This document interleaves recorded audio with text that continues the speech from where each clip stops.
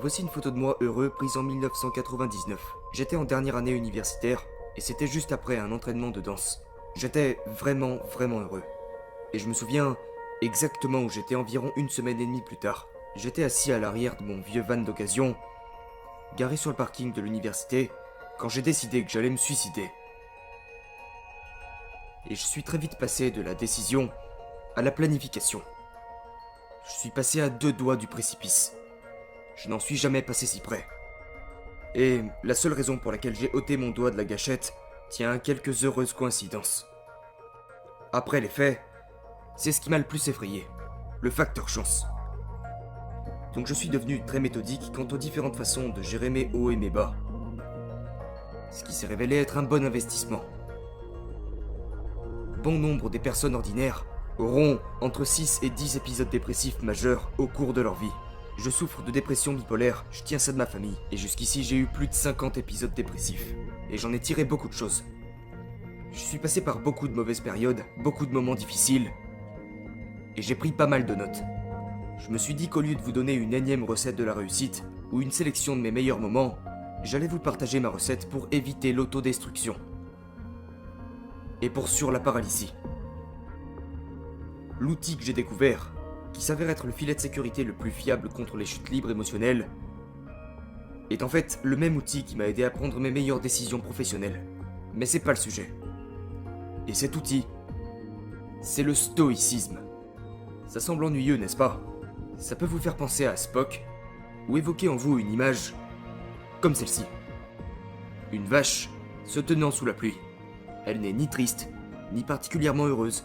C'est juste une créature impassive, prenant ce que la vie lui offre. Vous ne pensez peut-être pas à l'ultime compétiteur, Bill Belichick, entraîneur principal des Patriots de la Nouvelle-Angleterre, qui détient le record absolu de titres Super Bowl à la NFL. Et le stoïcisme s'est répandu tel un feu de forêt dans les rangs de la NFL en tant que méthode d'entraînement pour la résistance mentale ces dernières années.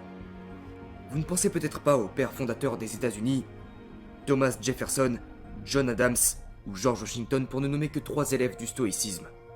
George Washington faisait en fait jouer une pièce de théâtre parlant d'un stoïque nommé Caton, une tragédie, devant ses troupes à Valley Forge pour les garder motivés.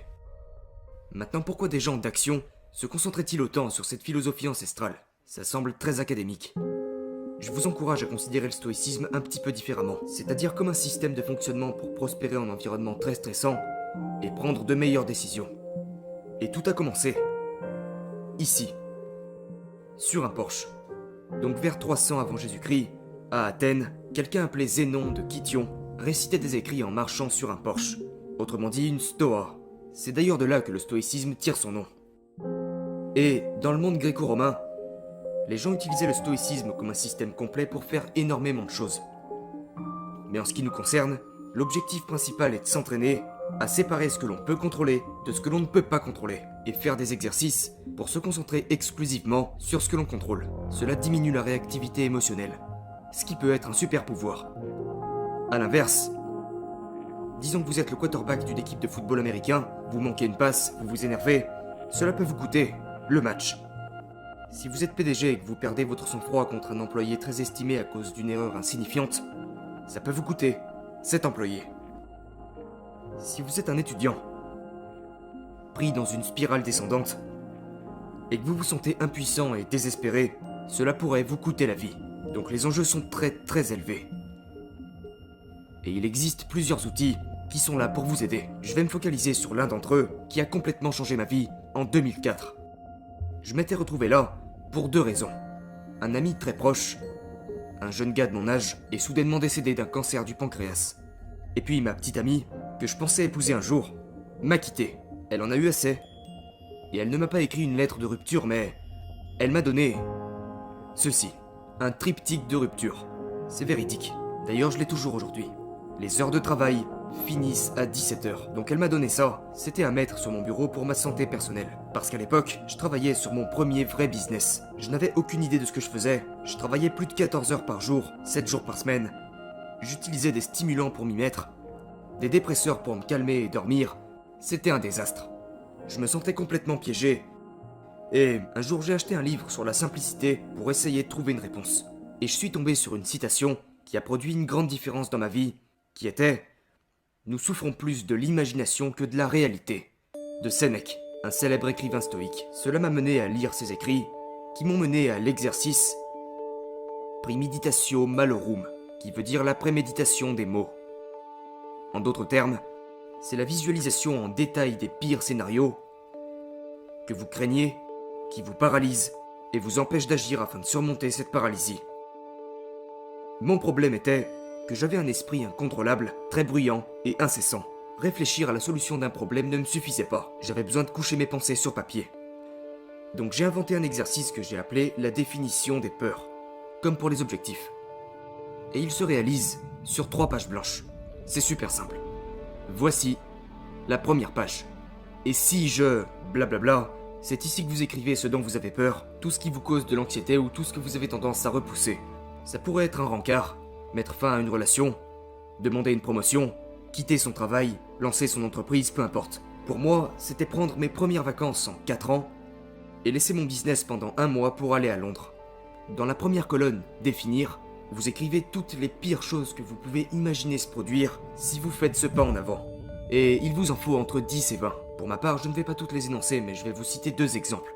Le premier c'était « Je vais à Londres ». Il pleut des cordes, je suis déprimé, bref, une énorme perte de temps. Numéro 2, j'allais louper une lettre du fisc qui allait du coup me contrôler, voire me perquisitionner, et mon entreprise allait devoir déposer le bilan. Et puis vous arrivez à la colonne « Éviter ». Dans cette colonne, vous écrivez la réponse à la question « Que puis-je faire pour éviter que ces événements se produisent ?» ou au minimum, diminuer leur probabilité, ne serait-ce qu'un tout petit peu. Donc pour ce qui est de la dépression à Londres, je pouvais emmener une lumière bleue portable avec moi et l'utiliser 15 minutes chaque matin. Cela aide à conjurer les épisodes dépressifs. Pour la lettre du fisc, je pouvais changer mon adresse auprès des impôts pour que les papiers atterrissent directement chez mon comptable et pas dans ma boîte aux lettres. Facile comme tout. Et puis nous passons à la colonne réparer. Donc, dans le cas où les pires scénarios devaient se produire, que pourriez-vous faire pour remédier au préjudice? Ou à qui est-ce que vous demanderiez de l'aide? Donc dans le premier cas, à Londres, eh bien je pouvais débourser encore un peu d'argent, partir en Espagne, profiter du soleil, et réparer les dommages, dans le cas où j'aurais le mental à 0. Et dans le cas d'une lettre des impôts ratée, je pouvais appeler un ami avocat, ou demander, disons, à un professeur en droit, ce qu'il me recommanderait, à qui je devrais parler, et apprendre comment d'autres personnes ont déjà géré ça. Maintenant, une question à garder en tête lorsque vous remplissez cette première page, c'est: est-ce que quelqu'un d'autre, dans l'histoire du temps, de moins intelligent ou moins motivé, a-t-il déjà réussi ce que vous vous apprêtez à faire? Il y a de grandes chances que la réponse soit oui. La deuxième page n'est pas compliquée. Quelles seraient les conséquences d'un essai ou d'une réussite partielle? Vous pouvez voir que nous jouons vraiment sur les peurs et adoptons une approche conservatrice aux avantages. Si vous vous efforcez vraiment de faire cette chose qui vous donne envie, peut-être que vous gagnerez en confiance, en compétences, émotionnellement, financièrement, quoi que ce soit. Quel bénéfice tireriez-vous d'une vraie tentative? Passez 10 à 15 minutes là-dessus. Troisième page. C'est peut-être la plus importante, donc ne l'ignorez pas. Le coût de l'inaction. Les êtres humains sont vraiment doués pour considérer ce qui pourrait mal tourner quand ils prévoient de faire quelque chose de nouveau, comme demander une augmentation. Mais la grande majorité du temps, nous oublions de considérer le coût épouvantable de l'immobilisme, du fait de ne rien changer. Vous devriez vous poser la question: si j'évite cette action ou cette décision, et toutes les actions et décisions similaires à celle-ci, à quoi ressemblera ma vie, disons, dans 6 mois, 1 an, 3 ans? Si vous allez plus loin, ça commencera à devenir intangible. Et mettez-y beaucoup de détails, à nouveau émotionnellement, financièrement, physiquement, etc. Et quand j'ai fait ça, cela dépeignait un portrait terrifiant. Je pratiquais l'automédication, mon business pouvait exploser d'un moment à l'autre, même si je faisais le maximum, mes relations s'effilochaient et disparaissaient. Et j'ai réalisé que l'inaction n'était plus une option pour moi.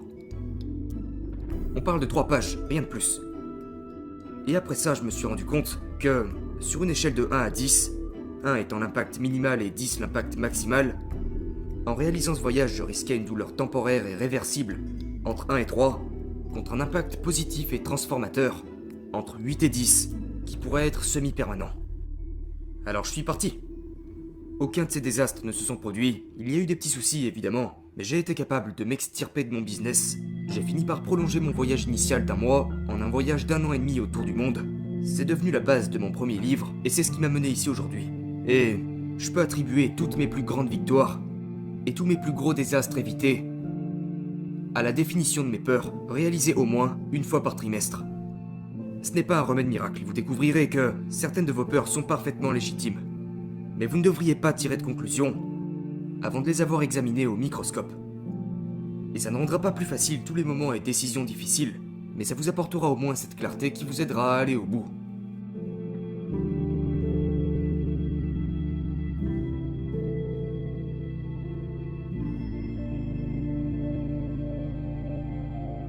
À choix facile, vie difficile.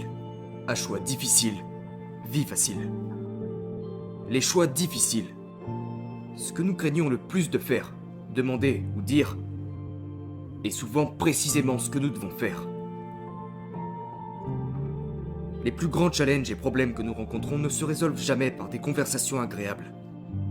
Que ce soit dans votre propre tête ou avec d'autres personnes. Donc je vous invite à vous poser la question, dans quelle partie de votre vie actuelle serait-il plus important de définir vos peurs, plutôt que vos objectifs? Tout en gardant les mots de Sénèque à l'esprit, nous souffrons plus souvent de notre imagination que de la réalité. Merci beaucoup.